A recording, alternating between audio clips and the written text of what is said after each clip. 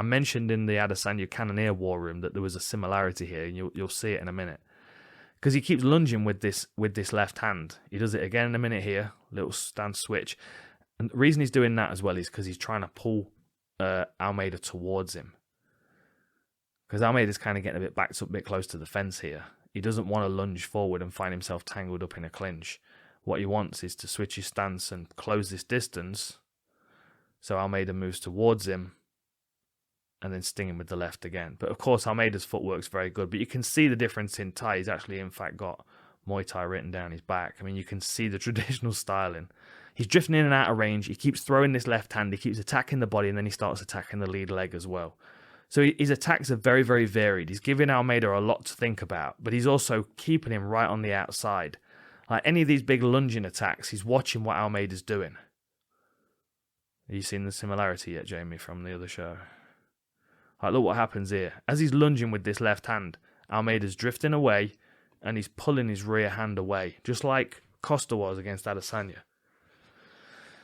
What I like about this is, I mean, this has been used quite a bit. We've seen Rakic use it against Manoa. We've seen Cowboy use it against Matt Brown in a few different ways. It's quite a typical setup that we're seeing a lot in MMA at the moment. The way he sets this up is really nice. And he also checks the low kicks as well, which is good.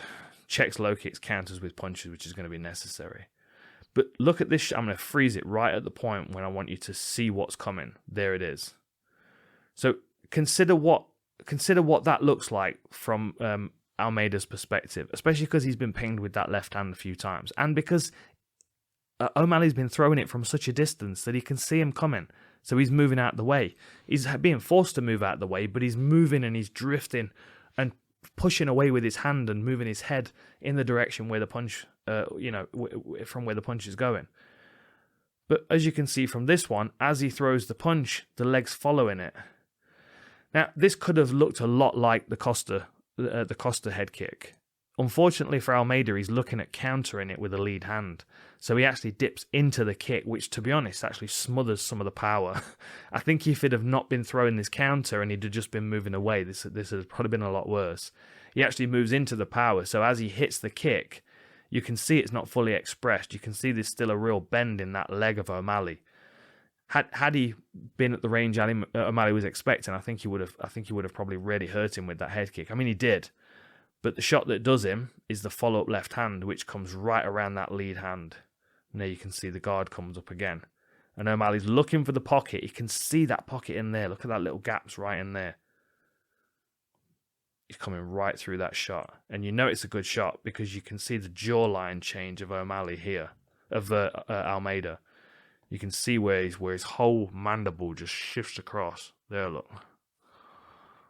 Ooh. Not nice, and goes straight down. And O'Malley tried a couple of walk-off knockouts in this one. He almost had it. Here we go. Look at the left hand coming out. Left hand's coming out. Left hand's coming out. And you can see what Almeida's doing is he's dropping down to this side, and he's going to swing this hand around. He's trying to catch O'Malley with a counter as he's throwing his left hand. Here, look how you can see he's dropping. He's dropped his weight. He's swinging this over the top. But unfortunately, he's moving right into the line of the kick. You can see what I mean about how he stifled it, because that kick had a lot more extending to do if Almeida had have pulled his head back like O'Malley was expecting. Really nice. Here it is against Costa. I mean, it's very, very similar, isn't it? Throws the left hand out there, sets him up for the kick. That was what was playing in the mind of O'Malley when he was setting that kick up, and he was very close. Here's another similarity, and this, again, he's an amalgamation of a few fighters, and I'm praising him quite highly because he's demonstrating these skills very well. He's also demonstrating this skill from both sides, which we don't see from McGregor, who is the specialist at this technique. You can see how he's incorporated this technique and the way that he moves. Even early McGregor against Marcus Brimage, the way that he kind of bounces off at an angle. Or McGregor's last fight before he came to the UFC, was it Ivan Butchinger? How he's like little step back, straight left. McGregor fights are coin tossers. You're either going to get knocked out with the left hand moving back, or you're going to get knocked out with the left hand moving forward. Of course, if McGregor's winning, which I know there's going to be some comments, oh yeah, I want 5 years, blah blah blah, etc. If we're looking at his skills, that left hand is one of the best deliveries in all of mixed martial arts. and it dominated his career because it was so flexible. Dennis Siver, Chad Mendes, Diego Brandao, he knocked him out moving forward with them pushed up against the fence. Butchinger, Aldo, Alvarez knocked them out moving towards him, moving back, ping. Beautiful footwork, beautiful reaction time, nice trigger left. Watch O'Malley use this a couple of times here, and watch how he switches his stance and uses it off both sides. So he's southpaw right now. Almeida comes crashing forward, swinging over the top like you might expect from Pedro Munoz. O'Malley's out of the way, plants his back foot, throws that left hand, cracks him right on the chin with it. Really, really nice. Then a little bit later, I mean literally a few seconds, O'Malley steps in, tries for the 1-2. Almeida closes distance. And you can just feel, like, I mean, or at least I can as I'm watching it. As he's moving, he's thinking about this as his weapon. This is what he's thinking about. And as he drifts from one stance to the next, his awareness just automatically switches to the next weapon. It's like someone that can shoot with pistols just as well off both sides, is how it looks when he moves. So he drifts away and he pulls that rear hand up as a weapon. Almeida waits, he drifts away, he's going to go stab with the lead foot. Now, watch how he bounces back here. So orthodox now. Stabs with the lead foot, bounces back southpaw, returns with the punch. I mean, it's just lovely movement. It's so effortless for him.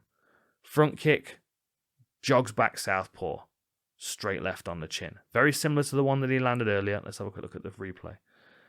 There's the front kick that he's been landing throughout, and he's watching the reactions, the sweeping, the leaning, the sweeping. What's he doing with his head? Where's he leaning? Where's he going to be? Smashes the lead leg. Variety of attack. Almeida's trying to get close to him, but he's being stomped on his lead leg. He's getting hit with teeps. So he's now trying to work around these kicks to the body. The body kick comes, and he tries to step in with a counter. Look at the speed of that.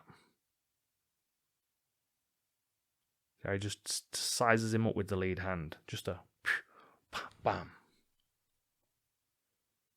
Lovely shot. Right on the chin. Really, really slick work.